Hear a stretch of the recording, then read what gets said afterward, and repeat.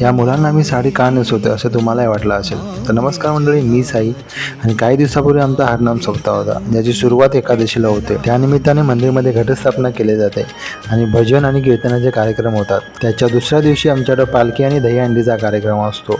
तर ह्याच कार्यक्रमासाठी आम्ही ह्या मुलांना साडी नेसवतो, कारण इथं 5 गवळणी तयार केल्या जातात आणि एक पेंदा तयार केला जातो. तर ह्या पेंद्याला धोतर वगैरे नेसवावं लागतं आणि धोतर नेसून झाल्यानंतर त्याला संपूर्ण अंगाला गंध लावला जातो आणि गंध लावल्यानंतर त्याची पूर्ण तयारी होते. तोपर्यंत काही लोक इथे दहीहंडी अडकवून घेतात.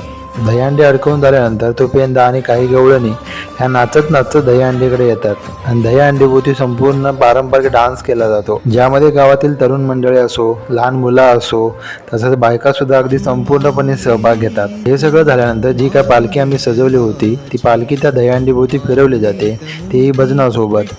पालखी फिरवून झाल्यानंतर ती दहीहंडी फोडली जाते. फोडलेल्या दहीहंडीमधलं दही आणि जो काय प्रसाद असतो तो एकत्र मिक्स केला जातो आणि तो प्रसाद गावकरी एकमेकांना चारवतात. हे प्रसाद वगैरे सगळे एकमेकांना चारवल्यानंतर जी काय पालखी असते ते आम्हाला आमच्या ग्रामदैवता मंदिरकडे न्यावे लागते, जे की आम्ही भजनानं नेतो. यामध्येही संपूर्ण तरुण मंडळी आणि पूर्ण गावचा समावेश असतो. या पूर्वीपार चालत्या रस्त्यावरून आम्हाला ही पालखी आमच्या ग्रामदैवत रवनाथ मंदिराजवळ आणावी लागते. तिथे पालखी आणल्यानंतर ती पालखी आत मंदिरमध्ये आणली जाते. पालखी मंदिरमध्ये आणल्यावर तिथे काही भजन वगैरे होतं. भजन झाल्यानंतर नारळ फोडले जातात, जे काही आम्ही देवासाठी आणले होते. हे झाल्यानंतर गारानं घातलं जातं आणि गारानं घातल्यानंतर देवाचा आशीर्वाद घेण्यासाठी अशी लोक इथं परशीवर झोपली जातात. पालखी संपूर्ण मंदिरात 3 वेळा प्रदक्षिणा घालते आणि 3 वेळा प्रदक्षिणा पूर्ण झाल्यानंतर पालखी पुन्हा गावाकडे गेली जाते.